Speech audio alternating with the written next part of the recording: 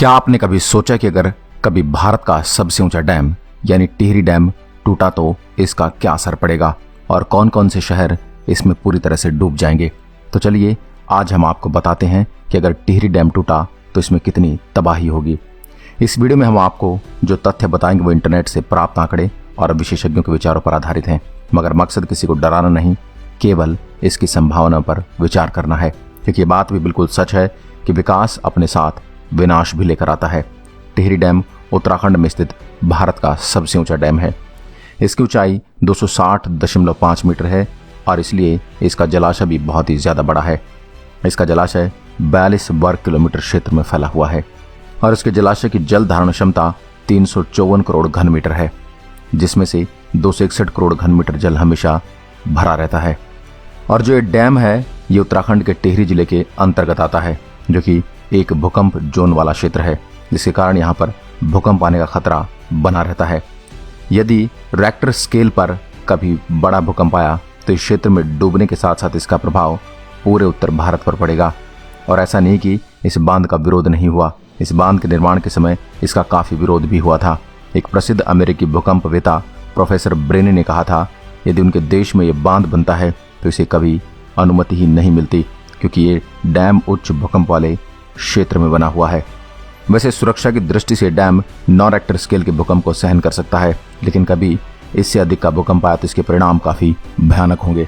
इस बांध का जो जलाशय है उसमें भागीरथी और भिलांगना नदियों का पानी एकत्रित होता है और यहाँ पर यह पानी एकत्रित होता है वहाँ पर कभी पुराना टिहरी शहर हुआ करता था, जो आज इस जलाशय में समा चुका है, जिसमें सैकड़ों गाँव हुआ करते थे और यहाँ के लोगों को नई टिहरी और देहरादून के आसपास के इलाकों में बसाया गया है।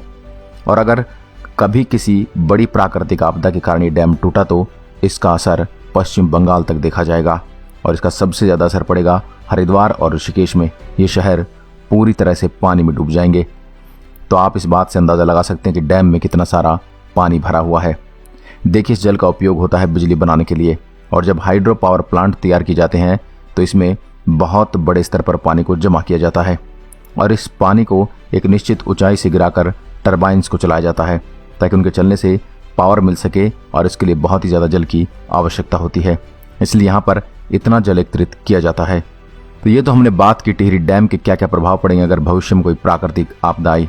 और अब बात करते हैं टिहरी डैम के फायदे के बारे में। जो टिहरी डैम है जब ये पूर्ण रूप से शुरू हो जाएगा तो इसमें 2400 मेगावाट की बिजली उत्पन्न होगी, जो कि कई शहरों को रोशन करेगी। फिलहाल इसमें 1000 मेगावाट की बिजली उत्पन्न हो रही है और ये पूरी तरह से अभी प्रारंभ नहीं हुआ है।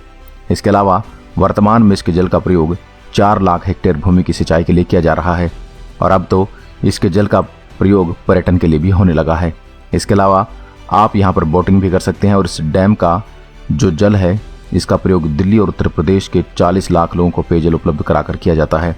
इसके अलावा इस डैम के बनाने का एक फ़ायदा ये भी हुआ कि इसके बनाने के कारण उत्तर प्रदेश, बिहार और पश्चिम बंगाल में आने वाली बाढ़ों में काफ़ी कमी आई है, क्योंकि गंगा के कारण भी इन इलाकों में काफ़ी ज़्यादा बाढ़ आती है और अब इस डैम के बनने के कारण इन जगहों पर इस पानी के कारण बाढ़ कम हो गई है। और जो इस डैम को बनाने का सबसे बड़ा फ़ायदा है वो ये है कि इससे देश को हर साल 2000 करोड़ का फ़ायदा बिजली के रूप में होता है। इस डैम के बारे में मेरा तो ये मानना है कि विद्युत उत्पन्न और सिंचाई के लिए और भी कई सारे तरीके हो सकते थे, लेकिन आशा करता हूँ कि भविष्य में कोई भी ऐसी आपदा ना आए जिससे कि तबाही हो।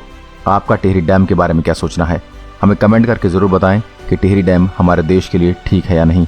आज के लिए बस इतना ही। दोस्तों, अगर वीडियो पसंद आए तो लाइक करिएगा और ऐसे वीडियो देखने के लिए हमारे पेज को फॉलो ज़रूर करें। धन्यवाद।